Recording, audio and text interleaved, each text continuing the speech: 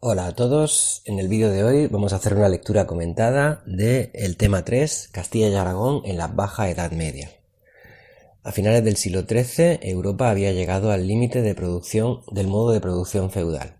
La agricultura y la ganadería no podían alimentar a una población cada vez mayor, una situación que se veía agravada por grandes epidemias como la de la peste negra de 1348. A la crisis demográfica se sumaron las crisis social y política, que harían tambalearse y caer al sistema medieval. De sus cenizas nacerían después los estados modernos y se afianzaría el llamado antiguo régimen. Pero la transformación de los diferentes territorios europeos fue desigual en velocidad y resultados. Bajo este prisma podemos entender las diferencias entre los reinos de Castilla y Aragón. A pesar de tener puntos en común, el desgaste militar y repoblador de la Reconquista, las epidemias y las bancarrotas recorrieron caminos diferentes hasta confluir en la unión dinástica de los reyes católicos. Bueno, ojo también con esta introducción, que recuerdo que en el examen algunos me cambiabais cosas y no manteníais el mismo significado de lo que se quiere decir en esta introducción, ¿de acuerdo? Hablamos de la Baja Edad Media, o sea, el final de la Edad Media, la alta es el principio y la baja es el final, y vamos a ver, empezamos precisamente por el final de nuestra historia, cómo ese sistema feudal va a colapsar. Vale, pues esta historia es de cómo los diferentes territorios europeos fueron en diferentes velocidades a acabar en el mismo sitio, en el nacimiento de los estados modernos y del nacimiento del antiguo régimen. Vale, los estados van a ese mismo final a diferente velocidad y es el caso también que nos ocupa de Castilla y Aragón, que son dos reinos diferentes. Bien, vamos a empezar leyendo el desarrollo, vamos a empezar por Castilla. La corona de Castilla englobaba a los reinos de Castilla y de León, y desde el siglo XIII el valle del Guadalquivir y Murcia. A pesar de tratarse de un extenso y variado territorio, los reyes castellanos consiguieron afianzar su poder gracias a medidas como la de unificar las leyes. Inspirado en el derecho romano, Alfonso X el Sabio redactó en español el Libro de las Leyes, que ha pasado a la historia con el sobrenombre de las 7 partidas. Con él se superaron los derechos consuetudinarios y se apuntaló el poder del rey, que ya nunca más sería un primus inter pares. Un siglo después, Alfonso X, en su ordenamiento de Alcalá, 1348, consolidó al monarca como fuente de ley. Bueno, fijaos en las fechas, estamos hablando de antes de la peste negra, ¿vale? ¿Lo veis? O sea, estamos hablando, en la introducción hemos hablado del final de esta historia. Vamos a ver cómo hemos llegado hasta ahí. Vale. Empezamos hablando de Castilla y cómo los reyes de Castilla han afianzado su monarquía. Estamos yendo al establecimiento de una monarquía autoritaria. ¿Cómo lo hacen? Primer paso, unificando las leyes. ¿Vale? Alfonso X y Alfonso X, inspirados en el derecho romano, escriben leyes, tratados de leyes, que superan al derecho consuetudinario, esto es, de costumbres. Bien, seguimos leyendo. Antiguamente, el órgano asesor de los reyes castellanos era su cura regia, una camarilla de cortesanos y familiares afines. Este órgano se profesionalizó con la creación del Consejo Real a finales del siglo XIV, que incluía a representantes del clero y la nobleza, pero también a potentes juristas formados en universidades como la de Salamanca. Con respecto a la burocracia, todos los documentos reales quedaban por escritos en la Cancillería. En esa misma época se creó la Audiencia, un tribunal supremo que estaba por encima de los municipales y los de los señoríos. En el siglo XV, la Audiencia se trasladó de Toro a Valladolid, donde recibió su nuevo nombre, Chancillería. Bueno, como veis, este tema es muy plano y es bastante rollo porque es muy técnico. No hablamos de historia de personajes, sino de instituciones, ¿vale? ¿De qué instituciones vamos a hablar? Pues de las que tenéis en negrita ahí: el Consejo Real, la Cancillería, la Audiencia y como la Audiencia se transforma en la Chancillería, ¿vale? Bueno, seguimos hablando de más instituciones, seguimos leyendo. La hacienda real posibilitó el fortalecimiento de los reyes castellanos.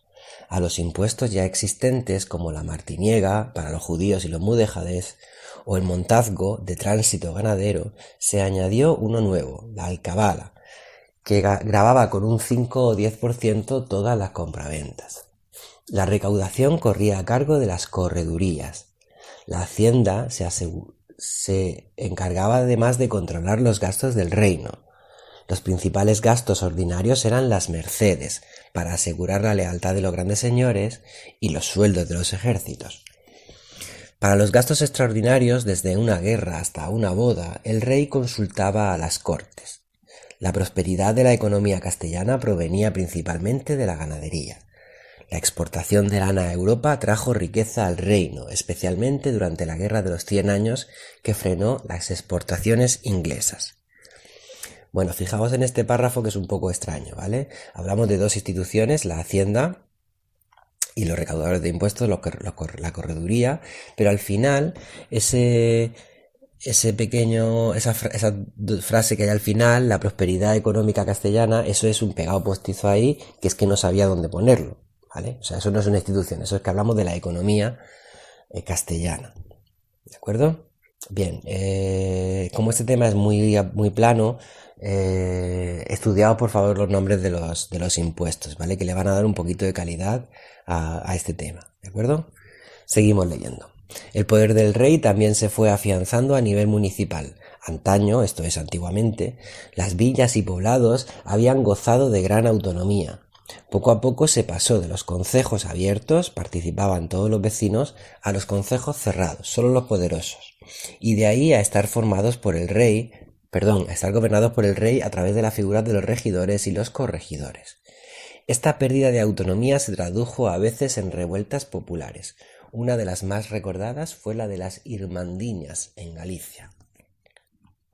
Bueno, si os fijáis, hablando de los concejos, que son como los ayuntamientos, se entiende de qué va este tema. Este tema es cómo se va afianzando una cosa que se llama monarquía autoritaria en los reinos de Castilla y de Aragón, ¿vale? En Castilla, como sabéis, se va a afianzar más esa monarquía autoritaria, y uno de los motivos es precisamente los concejos. Primero, en un ayuntamiento participa todo el mundo, concejos abiertos, luego participan solo los poderosos, cerrados, y luego directamente manda el rey desde su castillo, que puede estar a kilómetros de distancia, ¿vale? ¿Cómo lo hace? A través de los regidores y los corregidores, que son las correas de transmisión del poder del rey, ¿vale? Esto no siempre es bien llevado por la gente, que a veces se rebela, con B. Tenemos la revuelta de las Irmandiñas en Galicia. Bien, seguimos leyendo. Las Cortes de la Corona de Castilla se crearon a principios del siglo XIV, unificando las ya existentes de León y de Castilla. Su protagonismo se apagó tras el reinado de Alfonso X a finales del siglo XIV. Después se convirtieron en una mera comparsa del rey.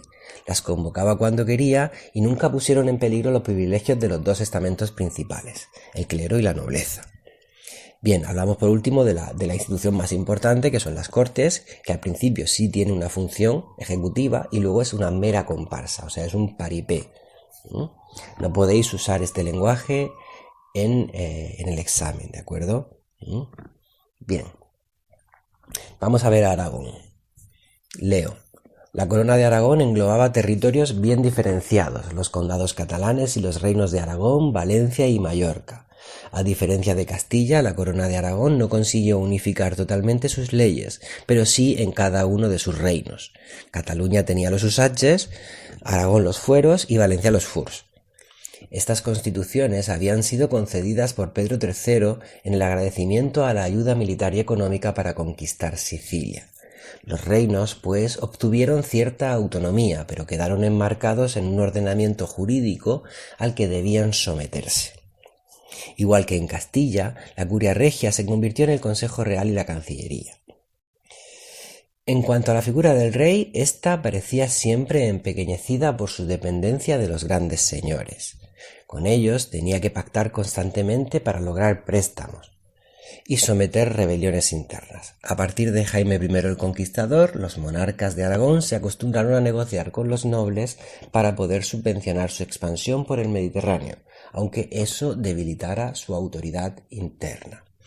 Bueno, tenemos que no consiguen unificar las leyes igual que Castilla, ¿vale? Pero sí en todos sus territorios. Y aquí viene el punto fundamental. ¿En qué se diferencian Castilla y Aragón?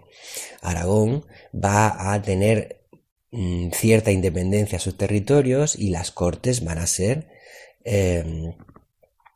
van a tener más poder, ¿vale? Pero esto no significa que el rey no tenga poder, ¿vale? Cuidado que en el examen me lo pusisteis alguno. Significa que el rey tiene menos... Vamos a decirlo así, la monarquía autoritaria se va a asentar con menos fuerza en Aragón, con más fuerza en Castilla, con menos fuerza en Aragón, ¿vale? Bien, vamos a leer el siguiente párrafo. El poder legislativo residía efectivamente en las cortes, no en el rey. Estas se reunían cíclicamente, aproximadamente cada 4 años. Sus sesiones empezaban con la presentación de agravios contra el rey y luego se debatía sobre las peticiones de impuestos extraordinarios por parte de la corona. Se crearon organismos, primero transitorios y luego permanentes, para fiscalizar lo acordado en las Cortes y actuar de correas de transmisión entre el rey y los territorios. Así nacieron las Generalitats de Cataluña y Valencia y la Diputación de Aragón. En este reino existió además la figura del Justicia Mayor, que interpretaba los fueros y arbitraba entre el rey y los nobles. La autoridad del rey en la corona de Aragón se vio desafiada con frecuencia, llegando al paroxismo en la guerra de los payeses de la Remensa, donde se enfrentaron los defensores del modelo pactista frente a los del modelo absolutista, y que se cerró con la sentencia arbitral de Guadalupe de 1486 del nuevo monarca Fernando el Católico.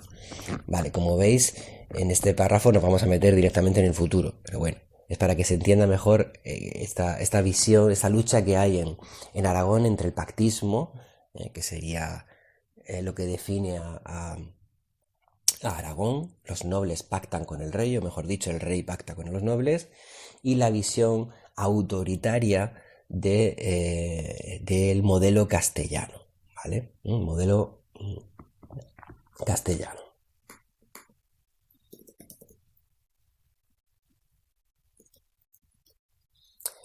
Bien, vamos a leer la conclusión. El camino recorrido por Castilla y Aragón hasta la unión de los reyes católicos fue diferente también en la recta final. Los intentos de Castilla de instaurar una monarquía autoritaria a punto estuvieron de descarrilar por la debilidad de Enrique IV. Años después, su hermana Isabel tuvo que luchar por el trono con los partidarios de Juana la Beltraneja. Ya como Isabel I culminó el proceso de unificación e institucionalización de su reino que había comenzado siglos atrás. En Aragón, Juan II fracasó en su intento de superar el pactismo y reinar a la castellana, agravado todo ello por la cruenta guerra civil catalana. Su hijo Fernando heredó un estado casi federal, gobernado de facto por las aristocracias rurales y urbanas, y con mucha inestabilidad tanto dentro como fuera de sus fronteras. Sin embargo, su unión con Isabel y la fortaleza de sus políticas transformaron profundamente la corona de Aragón. Bueno, como sabéis, este tema es un poco extraño porque vamos a usar la conclusión para seguir explicando cosas. En este caso es cómo desemboca esa historia que va en paralelo de Castilla y Aragón en la unión dinástica de los reyes católicos. Ambos están intentando alcanzar la monarquía autoritaria. Castilla va a llegar antes, ¿vale? Y Aragón va a llegar un poquito después, pero ambos están a punto de perder el autoritarismo del rey al final. ¿Por qué? Por la historia que pasa en Castilla con Enrique IV y por la historia que pasa en Aragón con la guerra civil. Esa guerra civil en la que se hemos citado antes, en la guerra de los payeses de la Remensa, ¿vale? Bien, en cualquier caso, ambos consiguen pacificar sus territorios y ambos se casan, dando lugar al siguiente tema, los reyes católicos. Un saludo a todos.